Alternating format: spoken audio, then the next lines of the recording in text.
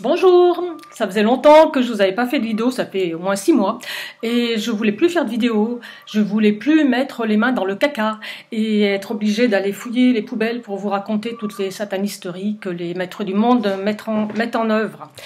Mais bon, là ça faisait un petit moment que ça me démangeait, donc me revoilà. Alors, J.O., je vais pas vous raconter, je vais pas vous analyser, je vais pas vous faire l'analyse de toutes les satanisteries qui ont été mises en scène pendant cette ouverture là des Jeux olympiques, des Jeux pédolympiques. Il y a plein de gens qui l'ont fait et qui l'ont fait très bien. Voilà. En particulier, je vous conseille Monsieur Guillaume Quessac. Monsieur Guillaume Quessac fait des vidéos, il fait des enseignements. C'est un Essénien. Pour information, Jésus, pour ce qu'on en sait, est un Essénien. Attendez, bougez pas. Ouais, ok. Donc Guillaume Quessac donne des enseignements esséniens. Donc il a fait comme tout le monde, c'est-à-dire qu'il a fait sa petite vidéo pour expliquer la symbolique occulte de cette cérémonie d'ouverture des Jeux Olympiques. Et il a une approche très particulière, très intéressante. Et la première chose qu'il a dit, et c'est effectivement ça résume tout, c'est il a dit, mais plus poliment que ça, il a dit et dis donc les potes, vous vous attendiez à quoi? Bah oui, c'est des satanistes. Donc forcément, on a une ouverture des JO qui est satanique. C'est logique. Hein. Donc voilà. Sinon, vous l'écouterez, il a une approche très intéressante et si ça vous casse les pieds, vous écoutez juste les 30 dernières minutes. Parce que c'est super réjouissant, parce qu'il est super poli, il est posé, il a une voix douce, et il compare les LGBT trucs machin là, qui s'agitent là sur le pont là, il les compare à des mouches à merde. Ça m'a fait plaisir. Et en plus, c'est très logique ce qu'il dit. Alors, parce qu'il fait une analyse vraiment très approfondie. Alors, il les compare à des mouches à merde et les mouches à merde, les mouches à merde viennent sur les corps en décomposition. Et là, il vous expliquera ça mieux que moi, mais en gros, le corps en décomposition, c'est la religion chrétienne. Et c'est pas faux, hein, c'est pas faux. Bon. Et puis alors, les mouches à merde, ça a des ailes très jolies. Ça a des très jolies ailes. Comment dire, nacrées. Avec toutes les couleurs de l'arc-en-ciel. Enfin bon, vous l'écouterez, je vous mettrai le lien si j'ai pas trop la flemme, et vous verrez, c'est intéressant. Bon, alors moi ce que je voulais vous dire 2-3 trucs. Hein. Bon, la scène avec un C qui a été salie pendant cette cérémonie. Alors ça ne salit pas, ça ne fait pas offense, ça ne blesse pas les chrétiens. Ça salit, ça fait offense et ça blesse le divin en nous. C'est-à-dire que c'est beaucoup plus grave. C'est quelque chose qui veut atteindre le divin. C'est-à-dire que ça dépasse, ça transcende les religions, la spiritualité et tout ça. Ça évidemment, c'est fait pour atteindre le divin en nous. Voilà. Donc ne pas tomber dans le piège. Oui, parce qu'ils veulent monter les gens les uns contre les autres, et puis ils veulent nous énerver, donc évidemment, donc les chrétiens qui se fâchent, etc., blablabla, bon, non, ça atteint tout le monde, hein, qu'on soit chrétien, musulman ou rien du tout, ça atteint tout le monde, ça salit tout le monde, ça salit le divin en nous, évidemment.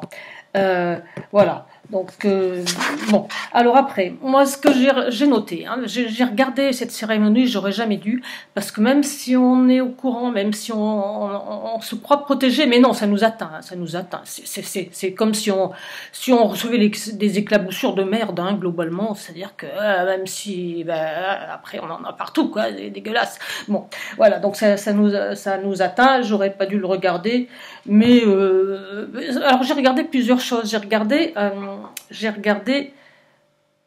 l'arrière-plan. J'ai regardé l'arrière-plan et j'ai constaté plusieurs choses. Alors, c'était fait de telle manière que, quel que soit l'endroit où les gens qui ont eu suffisamment d'argent pour se payer un billet à 2700 euros, quel que soit l'endroit où on était placé, où les gens étaient placés, y compris les chefs d'État et Macron, donc, quel que soit l'endroit où ils étaient placés, ils ne pouvaient pas voir l'ensemble de la cérémonie. C'est-à-dire c'est une cérémonie qui n'est pas faite pour être regardée avec des vrais yeux, en direct. C'est une cérémonie qui est faite pour être filmée. D'abord, il y a la moitié de la cérémonie, c'est des films qui ont été filmés avant. Il y a même un extrait d'un dessin animé, donc voilà. Et ensuite, quel que soit l'endroit où on est, on voit rien. Bon, les gens qui étaient sur des ponts, ils voyaient les bateaux passer, ok. Mais ils ne voyaient pas ce qui se passait au Trocadéro. Et ils ne voyaient pas les petits spectacles qui avaient lieu à divers endroits au bord de la Seine. Donc selon où ils étaient, ils en voyaient un, mais ils ne voyaient pas l'autre. D'accord ? Même les chefs d'État qui étaient au Trocadéro, le Trocadéro, ils étaient au fond du Trocadéro. Le Trocadéro, c'est vachement loin de la Seine. Ils ne voyaient rien, alors avec des jumelles, et puis de très loin. Donc, quel que soit l'endroit où on est, on voit pas. Donc c'est le principe des cérémonies et des fêtes actuelles, c'est que c'est pas fait pour être vu, c'est fait pour être filmé. Et ça, c'est monstrueux. Par exemple, le feu d'artifice, il n'y avait pas, cette année, il n'y avait pas de public. Ça ils nous avaient mis ça dans la tête déjà avec le confinement. Hein. C'est-à-dire que, si vous voulez, il n'y a plus aucune relation sociale. C'est des cérémonies, des trucs, des fêtes, des machins qui sont faits pour être regardés devant son écran tout seul. C'est-à-dire qu'il n'y a plus de cohésion sociale, il n'y a plus de chaleur humaine, il n'y a plus rien. Parce que là, même ceux qui avaient payé très cher, ils voyaient rien. Enfin, ils voyaient 30 secondes le bateau qui passait. Bon, voilà. Donc ça, c'est intéressant. Parce que c'est ce qu'ils veulent de nous. C'est qu'on reste chez nous et qu'on regarde la télé, globalement. Hein, et qu'on regarde des écrans. Ensuite, dans la mesure où ça avait été fait en ville, et que sur des kilomètres, et non pas dans un stade. Parce que dans un stade, c'est pratique parce qu'on voit tout. Mais là, non, il y en avait partout, donc on voit rien. Bon, mais enfin, dans la mesure où c'était filmé, ça durait pendant des kilomètres, oui, puis alors, oui. À la fin, il y a les pauvres athlètes qui trimballent leur flamme, là. Eh ben, il y a personne. C'est-à-dire que la flamme, elle part avec Zidane du Trocadéro, puis elle va se balader dans tout Paris. Bon, et avec des mecs qui courent. Mais il n'y a pas de public. Ils sont tout seuls, les pauvres. C'est-à-dire que le mec, il court avec sa flamme, et au lieu d'avoir des applaudissements, qu'il puisse faire des coucous et tout, il n'y a personne. Donc il y a juste le caméraman qui le suit en courant aussi. Donc ils ont allumé la flamme devant personne. Je trouve ça triste au possible. Et c'est l'idée qu'on se fait des fêtes. La fête, elle est faite pour être filmée, elle est vachement belle, parce que ça se trouve partout forcément, mais personne n'y est. Personne y assiste. Même pour les gens même pour les artistes, je suis d'accord que c'était de la merde, mais même pour les artistes, ils n'ont pas de public. Céline Dion, elle a chanté. Alors, vous allez me dire, c'est pas elle, c'est un... Bon, c'est bien possible. Évidemment que c'est pas elle, elle est malade. Ça doit être un enregistrement avec un masque, je sais pas quoi, on s'en fout. Qu'elle y soit pas, de toute façon, personne l'a vu qu'elle était perchée sur la Tour Eiffel et qu'il y avait personne. Personne n'a vu. Donc, de toute façon, qu'elle chante pas, qu'elle soit là, qu'elle soit pas là, que ça soit enregistré avant, après, on s'en fout. Elle chante toute seule. Si jamais elle a chanté, elle s'était toute seule, devant personne, devant un caméraman. C'est passionnant, ça. Hein. Bon, voilà. Donc ça, c'est... Et dans la mesure où c'était filmé, justement, il y en avait partout, ça durait sur des kilomètres, on aurait pu mettre la moitié des Parisiens. Sans payer. Debout, en vrac, au bord de la Seine. Il y avait des sièges, des gradins, mais il n'y en avait pas beaucoup. Il y avait la place de mettre 10 millions de Parisiens, là. On pouvait mettre des barrières, puis les gens, ils se mettaient, comme quand j'étais petite, qu'on allait au feu d'artifice ou n'importe quoi, il y avait une petite barrière, et puis voilà, on était collés sur les barrières, on se bousculait, puis on regardait. Ça aurait pu être une réelle fête populaire, enfin ça n'a jamais été le but, on est bien d'accord. Hein. Bon. Et puis ça les a protégés, les gens, au moins ils n'ont pas vu ça trop près. Hein. Voilà. Mais bon, c'est là qu'on va, C'est-à-dire que les barrières, les fameuses barrières, les barrières. Alors les barrières, au début, je me suis dit, c'est quoi ce truc-là? C'est pas pour la sécurité, évidemment, ça n'a aucun sens. Ça. Non, c'est pour empêcher les pauvres gueux qui, par hasard, par miracle, auraient pu voir entre deux bagnoles un petit bout de la cérémonie. Donc c'est une histoire d'argent. Mais pas que. Les barrières, mais pas que. Les Parisiens, là, ils ont été confinés, ni plus ni moins. Donc là, c'est un deuxième confinement.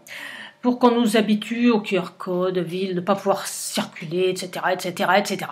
Pour finir de couler les pauvres enseignes qui avaient survécu au virus, hein, c'est-à-dire les restaurants, les bars, les machins, les magasins qui ont été fermés, voilà. En plus, alors, les barrières, ouais, les barrières. Donc, pour que les pauvres gueux puissent pas voir gratuitement, surtout pas. Pour habituer les gens au QR code, machin, et pas pouvoir sortir de chez soi, hein, globalement. Et pour finir, tuer les commerçants, et c'est pas fini. En cas de panique, en cas de false flag, parce que tout le monde s'y attend, hein, imaginez qu'il y a une bombe, je sais pas quoi, hein. Mais les gens peuvent pas courir, ils sont coincés entre un mur et une barrière. Donc ils se marchent dessus. Vous voyez, c'est un piège. C'est encore pire. Et puis il y a Prune de Prune. Prune de Prune, je la suis, hein, c'est quelqu'un de bien, qui a remarqué que c'était tout des trucs métalliques. Hein, ça faisait une espèce de cage de Faraday, on ne sait pas. Et à l'intérieur, imaginez la 5G à fond. Et puis ils sont tous picousés, puisqu'ils ont participé à des compétitions, donc ils ont tous picousés. Donc, ça amplifie la 5G. Ça n'a pas dû les arranger, les gens qui étaient dedans. Et, soit dit en passant, depuis le début des Jeux Olympiques, il y a 2 morts, deux athlètes. Moi, je dis rien. Je dis ça, je dis rien. Ah, bon, bah écoutez, hein. Voilà, c'est des petites remarques. Hein. Alors sinon, oui, il y a eu des trains qui n'ont pas pu arriver à Paris. Voilà, les méchants, là, on ne sait pas qui c'est les méchants, mais enfin, il y a des méchants qui ont empêché les trains d'arriver. C'était ceux qui allaient à Paris, qui ont été bloqués, enfin, qui n'ont pas pu passer parce qu'ils avaient fait je sais pas quoi. Bref, bah écoutez, c'est pas plus mal, hein. C'est pas plus mal. Ah, c'est pas plus mal. C'est peut-être même les forces du bien qui essayent de faire quelque chose pour qu'en cas d'accident, d'attentat, etc., il y ait moins de monde à Paris. Bon, alors les forces du bien, j'y crois plus tellement. Hein. Les forces du bien, j'y crois plus tellement, mais il y en a peut-être. Il faut garder un petit espoir. S'il y en a, les forces du bien, s'il y en a, ça peut être que Poutine.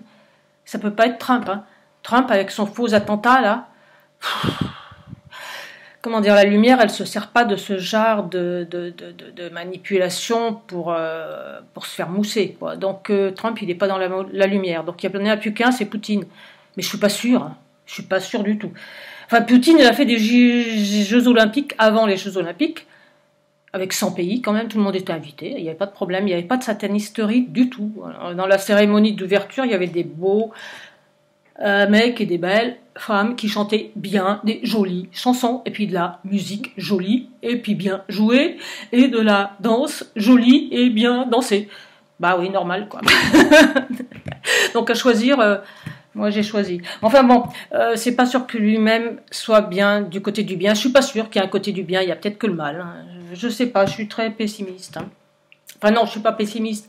Justement, on va parler d'autre chose. On va parler d'autre chose pour vous remonter le moral. On va parler d'une épée magique. Vous allez le titre, personne ne va rien comprendre. On va parler d'épée magique. Alors attention, tout ce que je vous raconte, c'est à prendre au sens ésotérique et surtout au sens symbolique. Voilà. Alors, il y a un fête le 22 juin, puis le 22 juin, voilà, à Rocamadour. Il y a une épée plantée à 10 mètres du sol dans la roche, une vraie épée vraiment plantée. On ne sait pas ce que c'est, on ne sait pas d'où ça sort. Apparemment, c'est l'épée d'un chevalier qui s'appelait Roland et qui, c'est une légende, on sait pas, tous ces trucs, on ne sait pas si c'est des légendes, pas des légendes. Enfin voilà, on ne sait pas trop. Enfin bref, il y avait Roland, un chevalier méritant, et son épée. Ah zut, c'est Durandal, je ne me souviens plus si c'est le vrai nom. Enfin bref, c'est l'épée magique, c'est une épée magique, D'ailleurs, c'est pas une épée, si vous voulez. C'est un symbole de pouvoir, de puissance, puis c'est magique. Hein, c'est une épée qui se casse pas, une épée qui gagne toujours. Enfin, voilà, c'est une épée. Bon, et cette épée, elle était plantée à Rocamadour, à 10 mètres du sol. Voilà. Depuis, genre 200, 300, 400, on n'en sait rien, on ne sait rien vu que l'histoire est fausse, en fait, depuis longtemps. Bon, bref. Alors, le maire de Rocamadour a dit que c'était pas la vraie, qu'elle n'était pas plantée, blablabla, c'est du baratin. Si on vous dit qu'on l'a retrouvée, c'est du baratin. Bon. Cette épée, on ne pouvait pas l'enlever, elle était à 10 mètres du sol, et il y a des gens qui la regardent nuit et jour. Il y a des touristes nuit et jour, surtout en cette saison. Cette épée a disparu. Paf, terminé. Les policiers, ils n'ont pas la moindre idée. C'est un vol, hein, donc ils sont obligés de faire une enquête, ils comprennent rien. Quel que soit ce qu'on vous raconte à ce sujet-là, eh bien, il y a quelque chose d'important là-dedans. C'est une épée magique. Alors, c'est quoi les épées magiques? C'est au niveau symbolique tout ça, et au niveau ésotérique. Alors, il y a plusieurs personnes qui ont fait des analyses. Je vous mettrai les liens en dessous. Il y a la Pagan TV. Il s'appelle Oleg de Normandie, le mec, et il est pointu en ésotérisme, en symbolique, etc. Bref, il a expliqué ça bien comme il faut. Je vous fais un résumé. En gros, les épées magiques, vous avez aussi l'épée d'Arthur. Hein? L'épée d'Arthur, elle est coincée dans le rocher. Tant que c'est pas Arthur, on ne peut pas l'enlever. Ok. Les épées magiques, le principe, c'est quoi? Le principe de l'épée magique, c'est quoi? Quand elle est plantée dans le roc, que personne ne peut l'enlever. Ou bien quand elle est cassée. Ou bien quand elle a disparu. C'est valable pour toutes les armes magiques. C'est toujours des armes longues, pointues, symbole phallique s'il en est, hein, virilité. Symbole phallique, symbole de pouvoir, de force.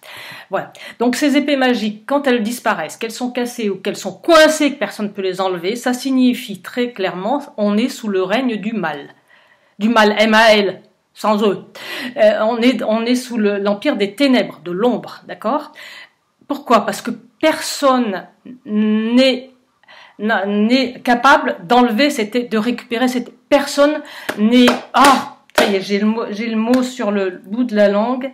Personne n'est apte, personne n'est digne de récupérer cette épée magique.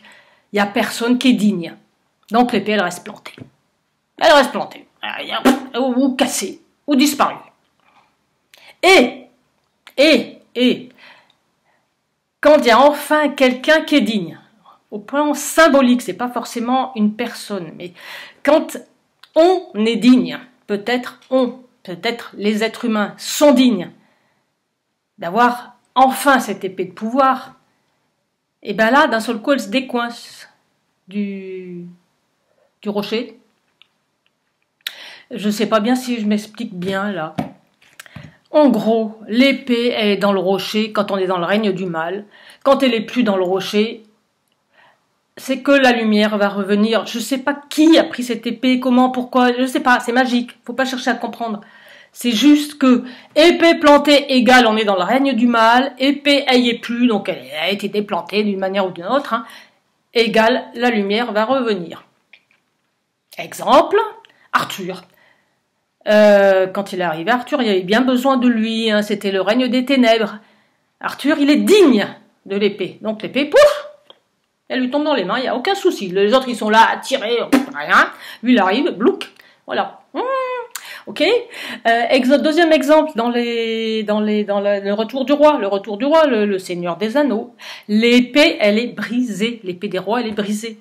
Jusqu'à ce que le roi, qui ne voulait pas être roi, se décide enfin à être roi. Quand il se décide enfin à prendre le pouvoir, prendre les rênes, eh bien l'épée, elle est reforgée par les elfes et on la lui donne. Voilà. Troisième exemple, le sabre laser de Luke Skywalker. Ben ouais, ils se battent avec des sabres laser. Pourquoi? Parce que ça ressemble à une épée. Parce que c'est un symbole phallique. Ils ont tous les pistolets du monde, mais c'est pas rigolo un pistolet. Non, il faut un sabre laser pour les Jedi. Donc le sabre laser de Luke Skywalker, il a disparu quand Luke Skywalker est allé se retirer sur son île, hein, dans les 3 derniers épisodes. Hein. Luke Skywalker, il a laissé tomber, et donc son sabre laser a disparu. Et personne ne sait où il est, je ne sais pas. Et quand Rey arrive, Rey, elle est digne. Le sabre laser lui saute littéralement dans les mains. Alors, je ne sais pas ce qui s'est passé, je ne pourrais pas vous raconter ce qui s'est passé à Rocamadour, je sais simplement qu'il y avait une épée, il n'y a plus d'épée, c'est magique, et c'est bon signe. Voilà, je ne rentre pas plus dans les détails. Hein. Voilà.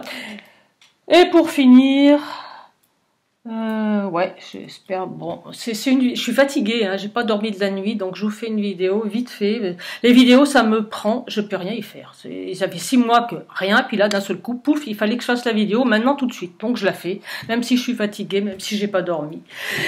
Voilà. Alors je vais vous raconter un peu quelque chose d'un peu plus sympa. Voilà, si vous voulez voir des Jeux Olympiques sympas, regardez à partir de 11h30, 11h, 11h30. Sur la 2, la 3, je sais plus laquelle, les épreuves de surf à Teahupo'o.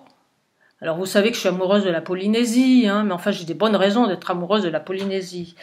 Parce que il les passe à 11h du soir, parce que il y a 12 heures de décalage horaire, donc chez eux il est 11h du matin. Voilà, donc vous pouvez regarder le surf à Teahupo'o toute la nuit si ça vous fait plaisir, c'est en direct.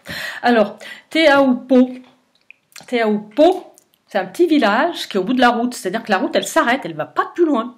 Pourtant, il y a encore de l'espace derrière, hein, mais la route, elle s'arrête. Il y a peut-être 100 habitants, quoi. Bah, il y avait. Et donc, il y a le CIO qui arrivait, le comité olympique, tout ça. Ouais, on va construire des immeubles, des HLM, mettre des routes, des autoroutes, des parkings. Les Tahitiens, ils ont dit non, niet, non, t'es merde, tu vas te les construire ailleurs, pas ici. Et ils ont été soutenus par toute la Polynésie et ils ont été soutenus par des surfeurs qui n'étaient pas du tout polynésiens. Mais les surfeurs, c'est plutôt des gens bien en général. Et qui ont dit non, on touche pas à Teahupo'o, on touche pas. Voilà. Alors il y a 3 maisons, quoi. Donc Teahupo'o recevait des compétitions de surf tous les ans. Les surfeurs, ils habitaient chez l'habitant. Ils se logeaient chez l'habitant, puis ils se débrouillaient. Bon. Voilà. Et il n'y avait pas grand-chose. Alors ça a chauffé entre le CIO et puis la Polynésie, à tel point que les Jeux Olympiques ont failli ne pas se faire à Teahupo'o. Ça a été très très loin. Les Tahitiens, ils n'ont pas lâché. Hein. Vous ne mettrez pas vos merdes à Teahupo'o. Voilà. Eh ben, ils ont eu gain de cause. Plus ou moins. Il y a 2-3 trucs qui ont été faits, mais c'est pas trollé, ça escanne pas, et surtout c'est réutilisable. Voilà. Donc ils ont tenu tête et ils ont eu raison, parce qu'ils ont eu gain de cause. Et ils ont juste mis 2-3 toutes petites... Ouais, ils ont agrandi un peu le parking, ils ont agrandi un peu la marina, enfin le petit port, et ils ont changé une passerelle piétonne. Parce qu'il n'y a plus de route, donc on y va à pied après. C'est tout. Et puis la tour des juges. Moi, ça fait du foin, mais enfin bon, ça va. S'ils n'ont pas trop esquinté le corail, ça va. Ils ont eu gain de cause, les Tahitiens. Alors, c'est important parce que ça veut dire qu'on peut avoir gain de cause. Alors, vous allez me dire, où est-ce qu'on loge les surfeurs? Ben, s'il y a les surfeurs, il y a tout le staff, il y a tout le... Là, je vous dis, il y a 5-6 maisons. Enfin, il n'y a pas 5-6, mais il y a une dizaine de maisons, une vingtaine de maisons.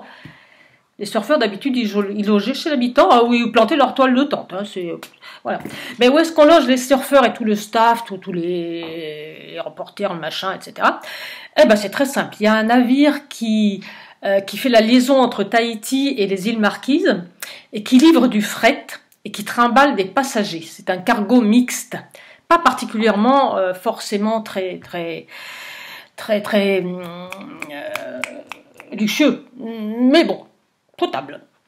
Eh ben, le cargo, ils l'ont ancré au large de Teahupo'o et les surfeurs, ils sont dedans. Et ils s'y trouvent très bien parce que, figurez-vous, que contrairement aux athlètes qui sont logés à Paris, ils ont des lits qui sont pas en carton. Ils ont des vrais lits. Ils mangent super bien. Ils ont une super vue sur tout Tahiti. Ils sont ravis. Et une fois que les Jeux Olympiques seront terminés, ben le bateau il reprendra ses rotations entre Tahiti et voilà, et rien n'est abîmé, rien n'est cassé, rien n'est foutu et tout va bien. Et il y a eu une cérémonie d'ouverture évidemment à Tahiti et je vous prie de croire qu'elle n'était pas sataniste. Il y avait des belles chansons, des jolies, des gens qui dansaient et beaucoup d'émotions surtout, voilà, de vraies émotions. Et là, vous avez des vrais sportifs qui passent pas leur temps à se rouler par terre comme tous les footballeurs quand ils se sont retournés un ongle. Eux, ils attaquent des vagues qui font 3 mètres de haut avec le récif de corail qui est juste en dessous. Et ils y vont, quoi. Et ils font pas tant de cirque. Donc c'est plutôt joli à voir. Et par-dessus le marché, même si vous y connaissez rien en surf et que ça vous intéresse pas, il y a des drones qui filment tout ça vu de haut. Ce qui fait qu'on a des images mais splendides. C'est un coin de Polynésie avec du mana. Le mana, c'est la force. La force qui existe partout. C'est juste que nous, on ne sait pas qu'elle existe. Mais les Tahitiens, eux, ils savent que ça existe. Donc, il y a un mana sensationnel. C'est beau comme tout.